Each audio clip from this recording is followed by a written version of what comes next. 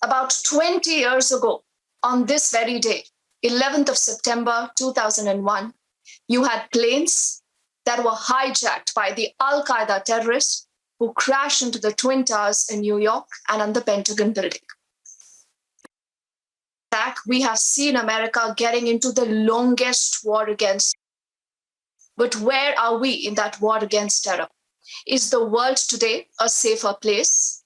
What about the new world order? What about those who've lost their lives? What about the kind of money that has been lost in this war against terror? And what about what happened recently in Afghanistan? Is that America's biggest mistake? Where does the world go from here? Many important questions that we are taking up in our conversation here with a special global panel that joins us in just a bit. But first up, everything that happened 20 years ago, fast forwarding to what happened earlier today.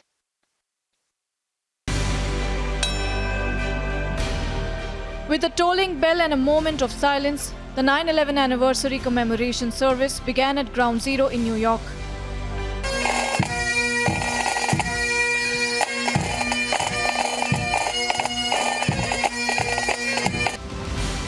With former presidents in tow, President Joe Biden paid tribute to the nearly 3,000 victims of the dastardly terror attack that was a turning point in global fight against terrorism. And for those who lost their loved ones, the pain has not subsided. Beginning with the actions of the flight crews, like Sarah, and the passengers on the 4 flights, the individuals in the towers, the professionals of the fire and police, and later the volunteers who helped work on the pile sensitive to recovering our loved ones' remains. They helped pull us through the darkest days of our lives. In the last 20 years, my family and I have at times known unbearable sorrow and disbelief about the lives that would never be. It was an attack that triggered the 20-year-long war against terror in Afghanistan. Today we remember your loss, we share your sorrow, and we honor the men and women you have loved so long and so well. For those too young to recall that clear September day, it is hard to describe the mix of feelings we experienced. And we stand today with all those who lost someone on September 11, 2001, and in the aftermath of the attacks. So many in our nation, too many in our nation, have deeply felt the passage of time these last 20 years. But what are the lessons for the world from 9/11? 9/11 जैसी वो त्रासदी भी जिसे भी 20 साल हुए हैं, त्रासदियों का स्थायी समाधान मानवता के उन्हीं मूल्यों से ही होगा। एक और, हमें इन आतंकी घटनाओं के सबक को याद रखना होगा, तो साथ ही मानवीय मूल्यों के लिए पूरी आस्था के साथ प्रयास भी करते रहना होगा। 20 years after the attack, it's back to square one in Afghanistan. Taliban has raised its flag on Presidential Palace. Women are fighting for their rights, and there is a threat that Afghanistan will once again become a terror hotbed.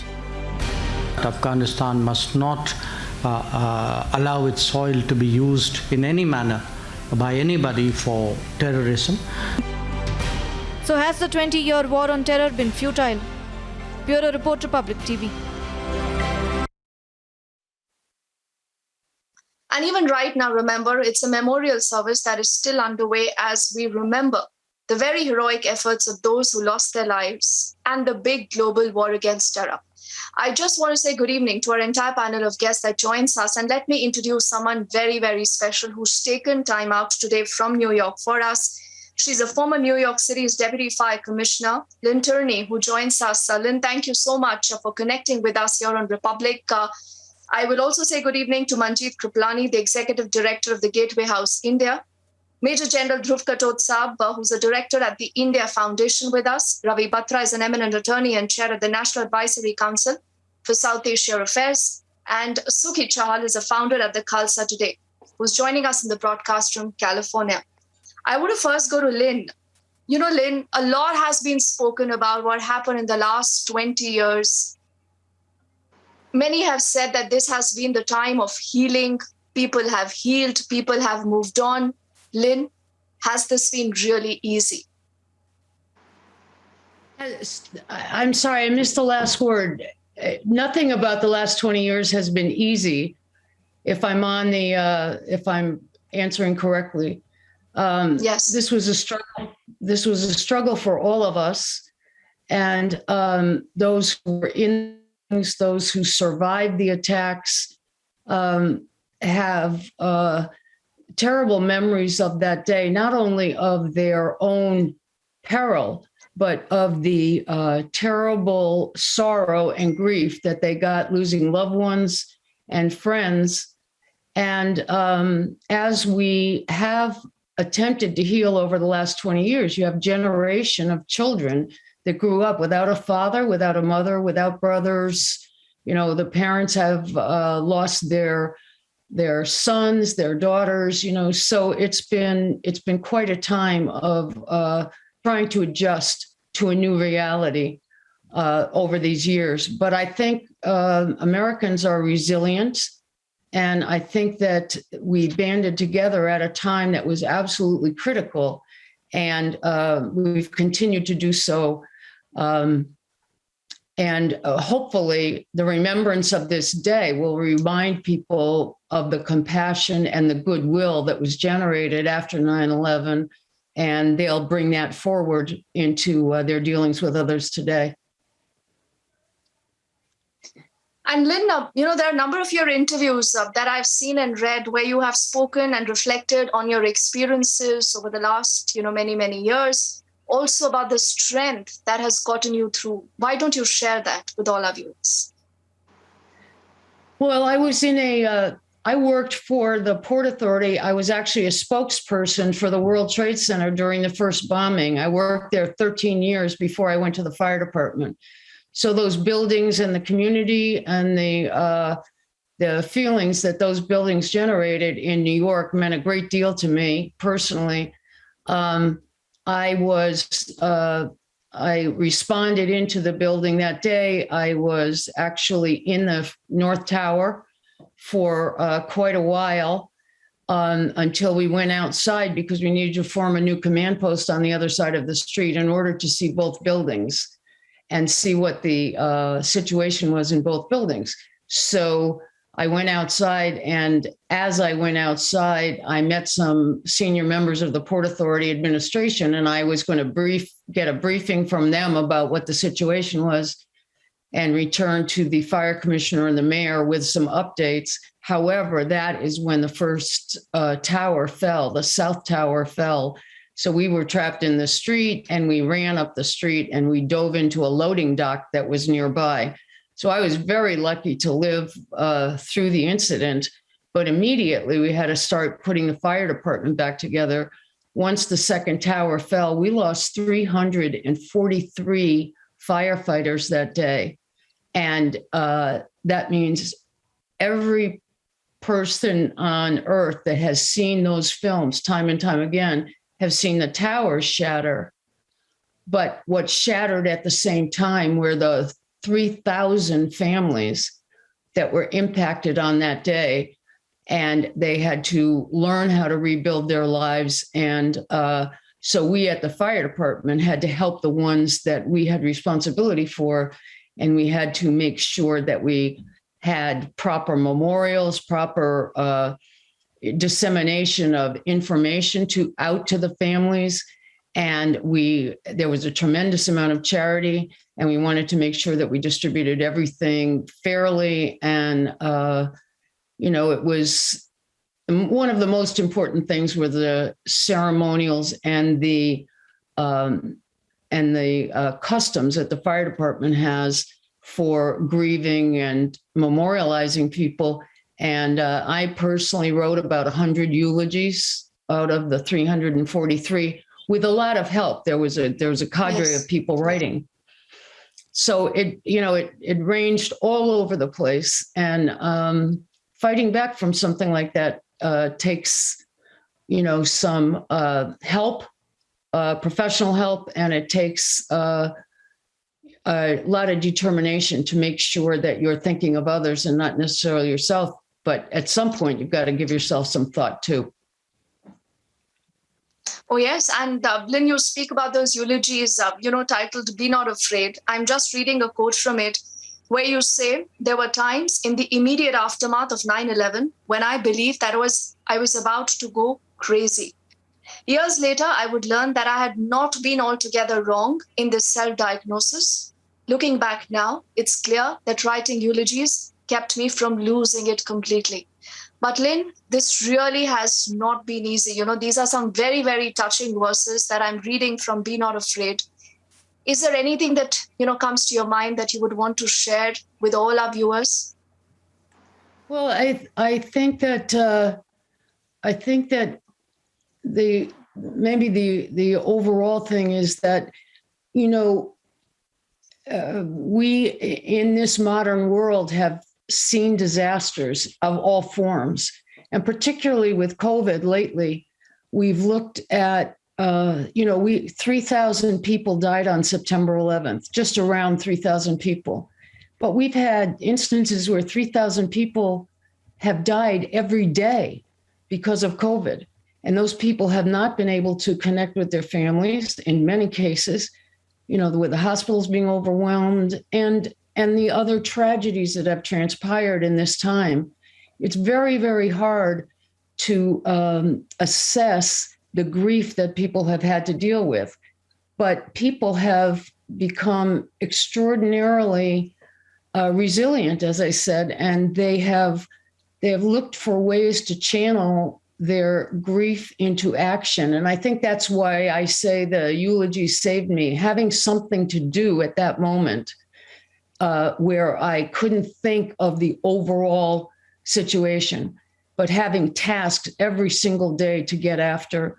I think that was a very important thing that happened to me, and that allowed me to get through the immediate time. And then when I had some time to reflect after I was away from the fire department, I wanted a nice, calm job when I left the fire department, but I became the top communications person for the Federal Aviation Administration in Washington. So going from the fire department in 9/11 to the FAA with all of the issues in aviation, it wasn't exactly the calm job I was looking for. But I eventually, I got some professional help. Many of my friends did. And every time I felt sorry for myself, I looked at the families and how they were felt much better because I saw their example. Absolutely. And Lynn, before I let you go, I have to ask you this question. We've seen what's happening in Afghanistan.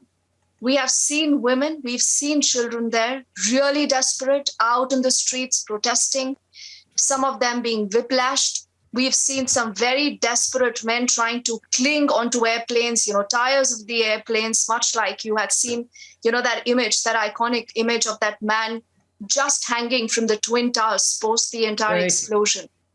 What is your, message? What is your larger message today to the world, to the community? Are we living in a safer place? What about what happened in Afghanistan?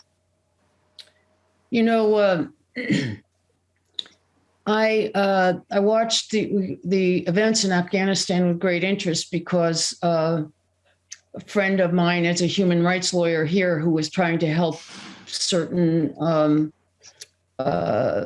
people who had worked for the United States military get out of there. And so I just saw the kind of desperation and the fear. And I think America has been very privileged that we haven't had that kind of fear generally here. But there, it's not like there aren't issues here that we have to deal with, and we have to deal with them soon. But I think the the major lesson that came out of 9/11 and that comes out of some of these other issues like COVID is that life is precious. Every single life is precious, and life is short. And we have a limited amount of time. So if we suffer through these things, we've got to figure out later on how we want to live the rest of our lives. And through some studying I've done, compassion comes to the front of my mind when I think of dealing with the people around us with compassion, without judgment, and trying to help build a community that will help support the needs of as many people as possible. And I believe that that is the spirit of coming together that we saw here in America after Katrina, after COVID now, and the support that the first responders got after 9/11, and the support that the hospital communities are getting here from just regular citizens on the street. And I would hope that that kind of fervor and concern about other people would migrate to as big a world as possible. And maybe I'm a Pollyanna, but I think we could use a little bit more of that thinking right now, of the compassion and serving other people. So it's not very profound, but that's where I am. And I would say, Lynn, that's a great place to be at, where you can actually spread so much of hope, resilience, and positivity in people. I think that's what really grief does at time. When you start sharing your grief with others, that is how you really come out of your own grief. Lynn, I want to thank you so much for speaking to us here on Republic. Thank you so much for your time, for sharing your experiences. It has been a beautiful conversation with you. I thank you for your time once again, and I wish you well. I wish you well. Thank you very much. I want to take it. Appreciate it. Yes.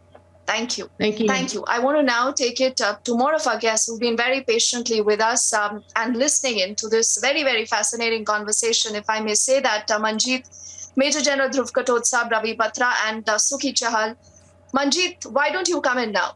You've heard what Lynn had to say, how certain experiences change all of us as people. Now, 9/11 has been that point, Manjeet, in our histories that has completely changed how the world order today is behaving, how we look at terror, how we respond to terror, our foreign policies, and much more. But today, Manjeet, a simple, straight, direct question. Are we today safer? What has this war on terror got us to? I would say that I don't think, given what happened over the last 2 weeks with Afghanistan, I don't think we in India are any safer than we were before, because the fallout of what happened 20 years ago and what has taken place in the last month has just brought us closer. And please, we must not forget that actually India is the prize. In 1947, the British gave up their empire. They drew a line in a month across India. They partitioned us. They created Pakistan. They supported Pakistan continuously. And now, 75 years later, we've got the United States that left Afghanistan, the same region, Greater India, in 2 weeks.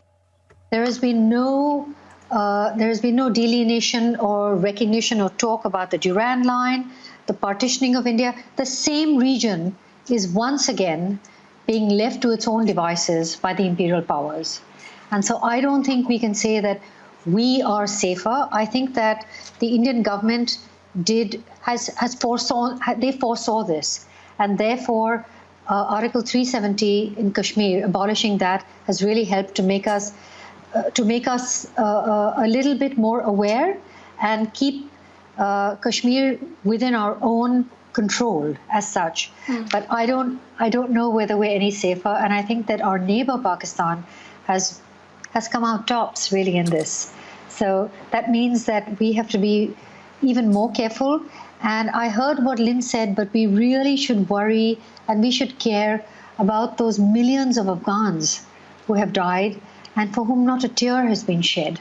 I mean, they are people from our greater region. This is the subcontinent, and we should worry more about them also and care about them as well, because they are just unknown. There are no names, no one's collected who they are, there are no memorials for them, certainly not their own country or their own government, past or present, has done it. And so we should really be very worried. I think those are very, very strong words, Manjeet. And I second that. I second that sentiment. Before I take it to Major General Dhruv Katotsa for his big picture here, particularly of the AFPAK region and the world also in general, I want to get in Ravi for his point of view right now. He also joins us from New York. Ravi, does this mean that the US only cares for itself? You know, there was a time when US was the superpower, but not anymore. Deepti, today is about remembering 9/11. And so let me first focus on that, because it's a very somber day. It's a day when the world lost its innocence, because prior to 9/11, war was committed by nations. It was a right of nations to initiate war. Yet terror is war by an individual or a series of individuals. So the entire world has lost its innocence 20 years ago. And we lost 2,977 people on that day. Lynn was saying it's about 3,000. It's actually 2,977. And you know, the first bomb attack at the World Trade Center was in 1993 when Bill Clinton was president. I represented John Shea, who was the fire and safety director of the World Trade Center in 1993, and who was injured as a result of that bomb attack, that van that exploded. So and I'm wearing a t-shirt, I'm wearing a shirt in honor of the 3 court officers from New York State court system that upon hearing that the World Trade Center, South and North Towers were attacked and were on flames, that they left their post and rushed into the fire to save people they did not know, but fellow New Yorkers, fellow Americans, and they perished. So it is in their honor that I'm wearing this shirt, which is amicus curiae of the New York State Court System Society on 9/11. 9/11 represents a wake-up call to every leader of every nation, which is that the war between good and evil is perpetual. There is no long-term, short-term, 20 years, 100 years. It's perpetual. It was present in Mahabharata. It was present in Diwali. Diwali is a celebration of the victory of good over evil. This is humanity. The difference is what 9/11 did is it took war away from nations and put it into the hands of an individual. It is in a very similar way. It's like media. We used to have media which was editorialized and mediated. Now we have social media. It's mob rule. So it's very dangerous. Nations are much, much more in a dangerous place than they've ever been, because not only do we have terror, we have social media, which can be a trigger of terror. So these are multipliers. And, you know, I have to say that on this very somber day, we don't need to talk about COVID and we don't need to talk about Afghanistan. What we need to talk about is the remembrance of 9/11, which is we lost 2,977 people. The terrorists followed a recipe that was written in Tom Clancy's book, Debt of Honor, okay, a decade ago, a decade prior to 9/11. And they used planes as a weapon of mass destruction. So 9/11 is not like Pearl Harbor, because that was between nations. This is just some crazy people who are unhappy and they get onto a plane and now it's weaponized. So 9/11 means each nation has to be careful not only of foreign citizens, but even domestic citizens, which is why the American oath is, you know, you raise your right hand and you say, I swear that I will protect the Constitution from enemies, foreign and domestic. So 9/11 should be about society which is as a nation, a neighborhood, protecting itself from those who want to destroy it for whatever evil purpose they may have in mind. That's what 9/11 is. And I don't want to, and I really request you not to get into all these other political issues, because you are tainting the solemn observance of 9/11, okay? Because all the other political issues, leave it for another debate, okay? And I know it's natural, you want to get into it, you want to get to Afghanistan, you raise the issue, you know, people dropping off planes. Believe me, this is not the time, this is not the show, this is not the day, and this is not the hour to discuss it. This day is about how the world came together. Deepti, let me finish. This is the day when the world came together and said, we are good and we will beat evil no matter where you are. As Joe Biden recently said, we will hunt you down. There's no expiration date on that pledge. That's a promise and a pledge. There's no expiration date. And the United States isn't a former superpower. It remains the superpower of the world. And the fact that there are others trying is, again, for another day, a debate for another day. So the United States remains the protector of not only the United States, but of the world. And that's why the European Union is with us, India is with the Quad, and so on. So 9/11 is a solemn day when our innocence was shed, where people jumped from 100th floor, 90th floor, 79th floor of a burning building to a certain death. That's what 9/11 is about, the horror of evil, and remembering the horror of evil and promising not to ever allow it again. Ravi, if I may now, I promised at the start of this entire conversation that we are not going to be debating today. We'll only discuss. We'll only talk about issues. But, I beg to disagree. For us, 9/11 is also about what's happening in Afghanistan. It's about asking questions of the US, about the exit, about the many people, like Manjeet said, Ravi, what about those people who haven't had a memorial? What about those local Afghans? What about those children? What about those women who've been out in the streets protesting? You might say that, the USA has some extraordinary margins of error, but come on, I mean, we should be able to question them. I think that's how a democracy here in India really works. I want to introduce Dr. Sriram Cholia also, who joins us right now. He's on a vacation, but he's taken out time to join us right now.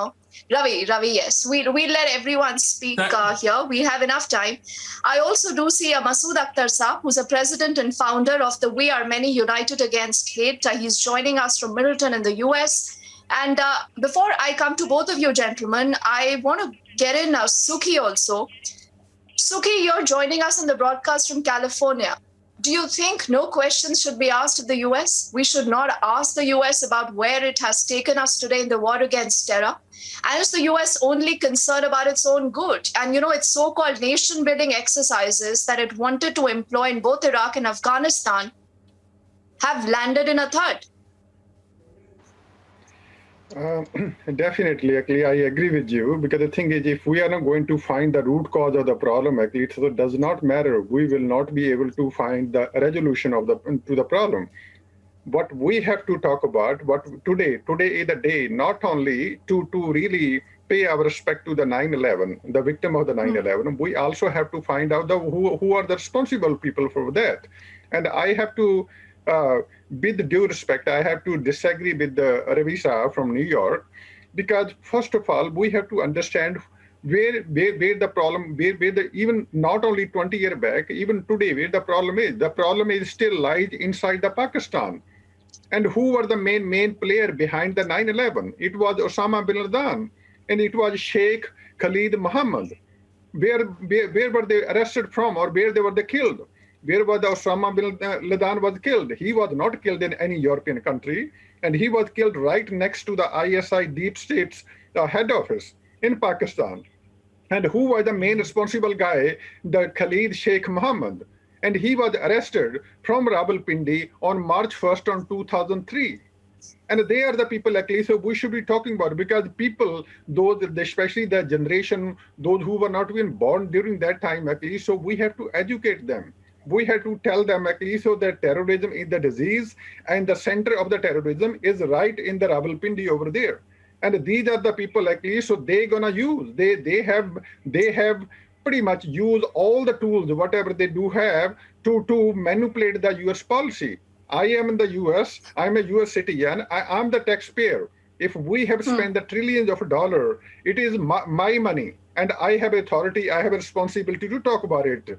And also, if we're gonna just talk about hypocrisy, the biggest concern over here, because we don't want to pinpoint. We want to make a sugarcoat actually, so we don't want to hit them hard.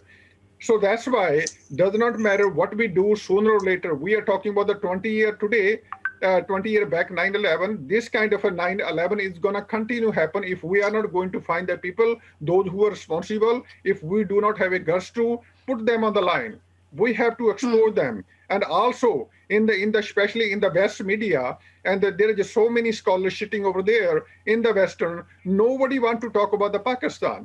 Because I don't know what is the scare from the Pakistan. And also when is there any terrorism activity, terrorist attack happened inside the Bombay, when the India's aeroplane is hijacked, taken to the Afghanistan, the whole world is quiet. When the terrorism activity happened inside America, so then it becomes the terrorism activity. Actually, otherwise we are quiet actually. So no, it's not my problem. This is India's problem. Interestingly, today we should be talking about the 9/11. And there's just so many people over there inside America. So they are talking about the Hindu phobia. They are talking about the Hinduism, like the Hindu 40 of the universities actually. So they are doing the debates on that one. So that's what you have to understand. They are not talking about the terrorism. They are talking about the Hinduism. They are talking about the Hindu phobia. They are talking about the RSS. They are talking about the Modi. And they think actually they are the threat to the whole US. This is what needs to be talked about, and all these people are responsible for that. Does not wherever they are, and they need to speak out. And also, scholars from the Islamic world, they need to speak out too. Actually, so they have to tell whatever is wrong, they have to call it wrong. Sukhi, I think you've hit the nail on the head, and you've opened another facet of the hypocrisy of the Western media. You're absolutely right when you talk of why they are not speaking about anything happening in Afghanistan right now.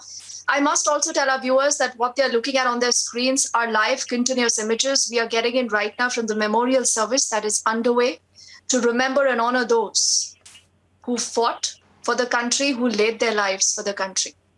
And today, I think we all as a world, as humanity, are answerable to all of them. Before I go to Sriram and pick up the big global picture, because, we haven't spoken about the rising threat of China here yet, Sriram. So that is something I'll do with you. And before also I get in Masood Saab, I want to get in Major General Dhruv Katoch also. General Saab, if in 2001 there was one Al-Qaeda, today the fear is that there are multiple Al-Qaedas. Are we as a world equipped to deal with it? And should we only and only depend on the US to kind of, protect us? Thank you, Deepthi. You see, when we are looking at the present global war on terror, and the statements are made that these have become endless wars. Now, and can they be won? Now, in my view, they are endless wars and they cannot be won, but they can be contained. And I think it's very important to get that aspect of it in, that they can be contained. But you can only contain these elements if you identify the right enemy. Now, if you are not going to identify the right enemy as to who are the actual perpetrators, I'm afraid we will continue to have these attacks taking place at various points of the globe. Now, when we look at what the nations are doing, I think a statement was made here that these are simply individual actors, who are crazy people. No, that is not the case. What happened in 9/11 were not individual actors. It was state-sponsored. Now, the state sponsors, we need to identify those state sponsors and take action against them. But we have actually lost sight of the ball.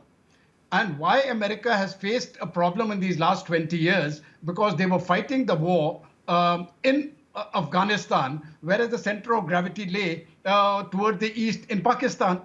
Now, where all the territory, and this was the same mistake which was made by the Soviet Union earlier. So let us get a few basic things right. We cannot win this war if we don't identify the enemy. The second point, I think nations have geostrategic interests.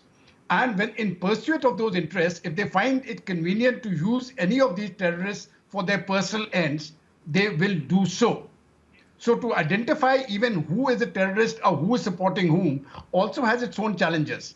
And the last very quick point I want to make, because there are others also on this show, is how should we look after ourselves? Now, let us make one thing clear. The United States can assist you, but we are responsible for our own security. India is responsible for whatever happens within our shores. We may get help from the United States, which is welcome, and from other countries. And coming down to Afghanistan, I'm afraid it is the people of Afghanistan who have to fight for their freedom from the Taliban. You cannot have outside forces coming in and telling them, listen, we'll fight for you. They have to fight for their freedom. There is a price to pay. That price will be paid in blood, but they will get their freedom. And I hope and pray that they get it soonest. Dipti. Oh, yes. I think you've touched so many important points. And Masood Saab, you are joining us from Middleton. But before I come to you, I really want to go to Sriram, who's also been very patiently listening to us, Sriram, because many people say that, the misadventures of the US towards the Middle East is actually what gave Beijing so much time to consolidate. How true are we in judging the situation like that? And what about the new world order today that is building up?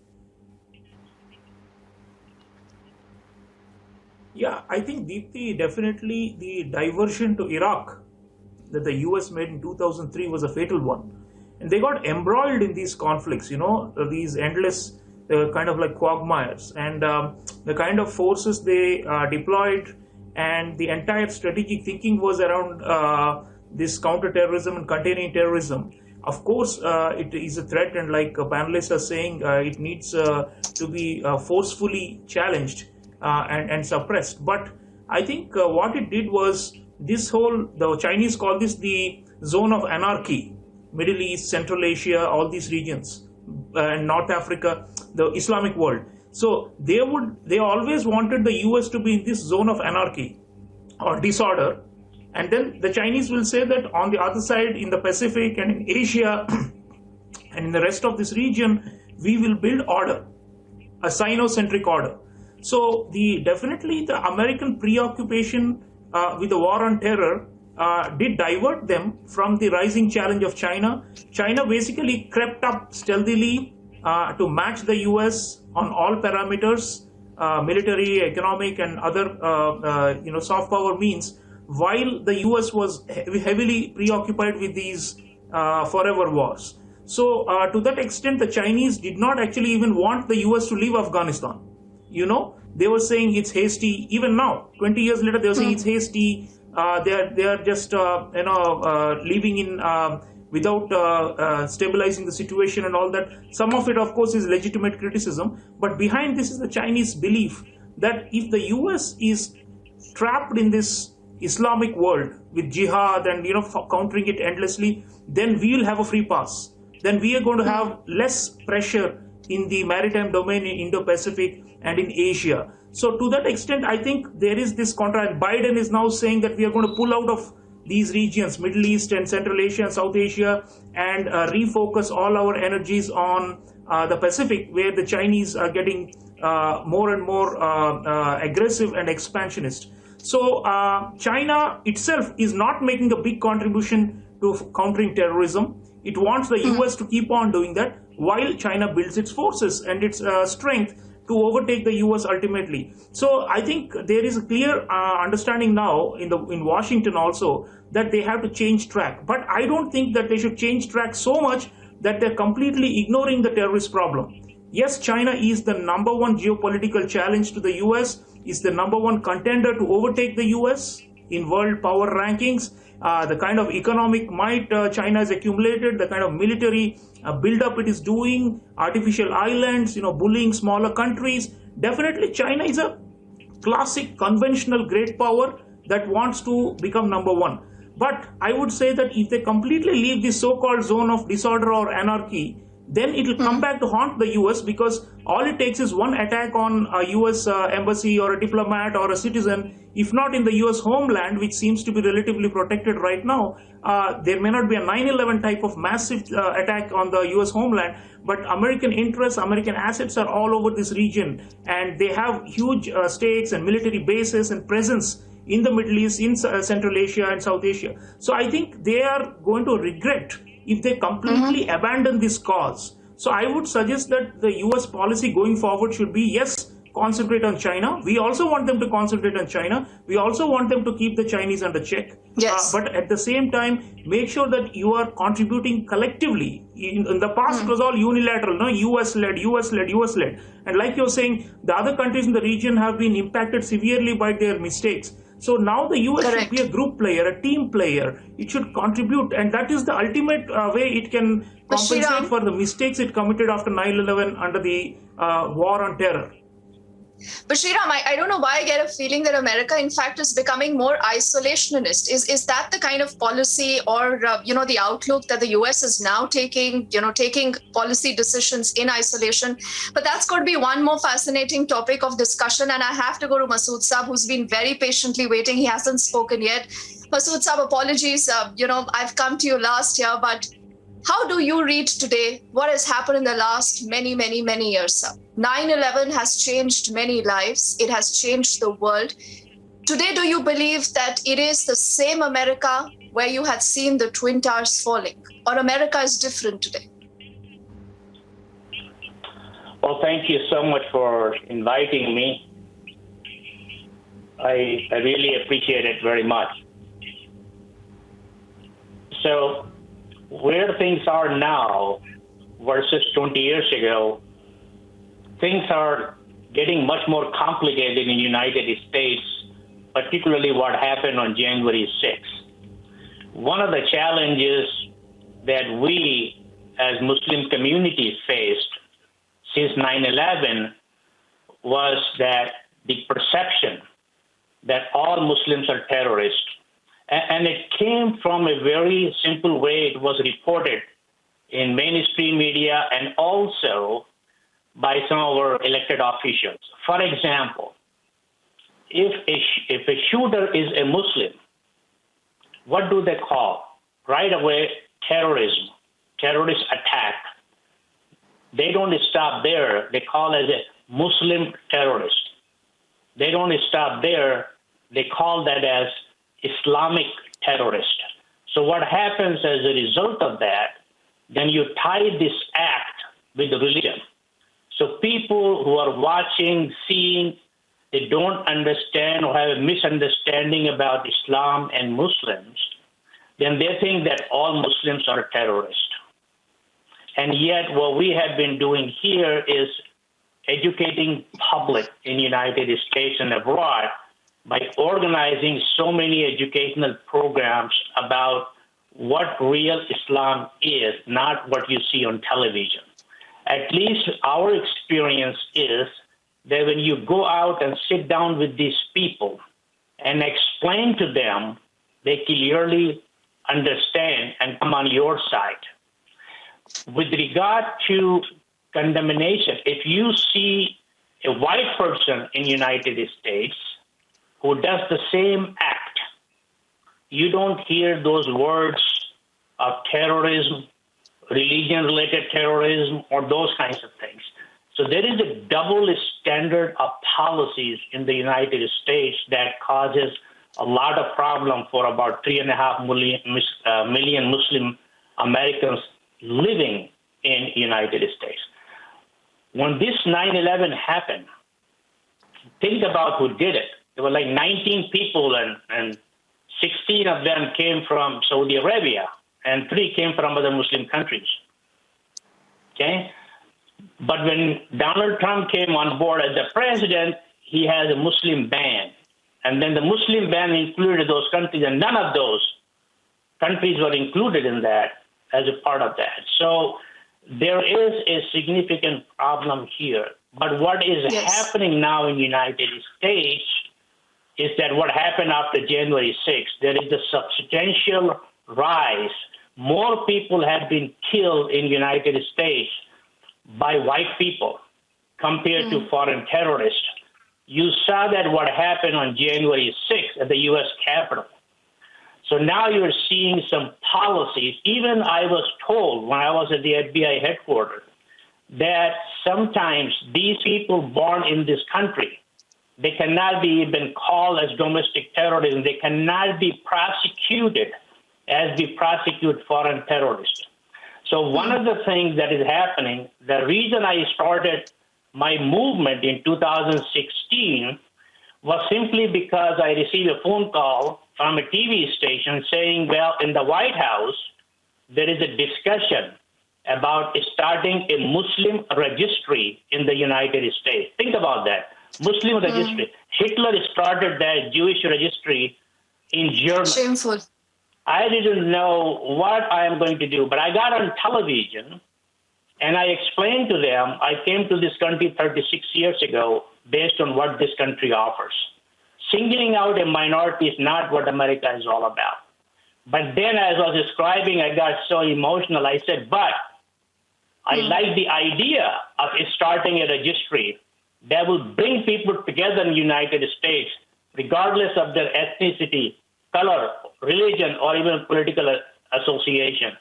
So on your show, I said I would announce that I would like to start a movement called Anti-Hate Registry to bring all of these people together, which we now call We Are Many United Against Hate. So my focus in the United States has been engaging youth, engaging communities, engaging businesses all together to actually continue speaking out and educating people, because this is my experience. On my honorary board at this point, if you look at my website, I have former white nationalists, white supremacists, Al-Qaeda recruiter, neo-Nazis, all of those, because they lived that life before, and then somebody changed their lives. So that they are part of my team.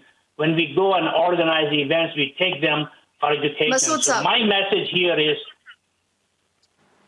Yes, you can just complete your message in 10 seconds, sir. We are running out of time, but I will give you just 10 seconds to put out your final message. Yeah.